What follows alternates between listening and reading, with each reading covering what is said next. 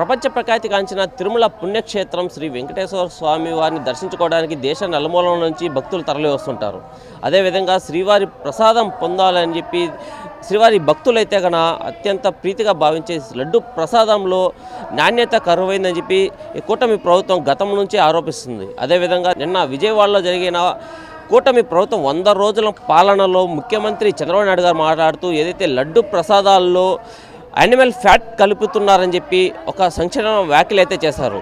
ఈ వ్యాఖ్యలు ఇప్పుడు రాష్ట్ర వ్యాప్తంగా చర్చనీయాంశంగా మారాయి. అదేవిధంగా గతంలో ఉన్న వైసీపీ ప్రభుత్వంలో పనిచేసిన పాలక మండలి సభ్యుల కనుసన్నల్లోనే ఇంతటి ఘోరానికి పాల్పడ్డారని చెప్పి ముఖ్యమంత్రి చంద్రబాబు అయితే కన్నా మాట్లాడిన పరిస్థితి. అదేవిధంగా గతంలో ఎవరైతే పాలక మండలి సభ్యులుగా చైర్మన్లుగా పనిచేశారో వాళ్ళందరి పైన ఒక కమిటీ వేసి విచారించాలని చెప్పి బీజేపీ నాయకులు అయితే కన్నా డిమాండ్ చేస్తున్నారు. అదేవిధంగా తిరుమలకు వచ్చే శ్రీవారి భక్తులకు నాణ్యమైన ప్రసాదాలు కావచ్చు, దర్శన భాగ్యాలు గారు కల్పించాలని చెప్పి కూటమి ప్రభుత్వం ఏర్పడిన మరుక్షణం నుంచే ప్రక్షాళన తిరుమల నుంచే ప్రారంభించారు ముఖ్యమంత్రి చంద్రబాబు నాయుడు.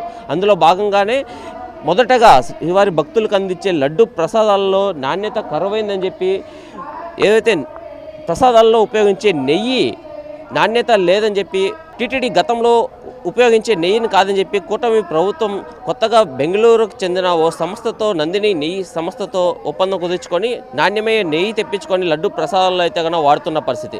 అందులో భాగంగానే ఇప్పుడు భక్తులకు శ్రీవారి భక్తులకు అందించే లడ్డు ప్రసాదాల్లో నాణ్యమైన నెయ్యి ఉపయోగించి శ్రీవారి లడ్డు ప్రసాదాలు అయితే కన్నా తయారు చేసి భక్తులకు అందిస్తున్నారు. ఇది ఇలా ఉంటే చంద్రబాబు చేసిన వ్యాఖ్యలు రాష్ట్ర వ్యాప్తంగా చర్చనీయాంశంగా మారిన పరిస్థితి. ఏదైతే గత ప్రభుత్వంలో శ్రీవారి భక్తులకు అందించే ప్రసాదాల్లో యానిమల్ ఫ్యాట్ ఉపయోగించి లడ్డూలు తయారు చేశారని చెప్పి చేసిన వ్యాఖ్యలు భక్తుల్లో ఆందోళన కలిగిస్తున్న పరిస్థితి. ఇది ఇలా ఉంటే ఎవరైతే గతంలో ఇలాంటి ఘోరాలకు పాల్పడ్డారో వాళ్ళపైన చర్యలు తప్పవు అని చెప్పి ఇప్పటికే బీజేపీ నాయకులు కూడా హెచ్చరిస్తున్నారు ఒకవైపు.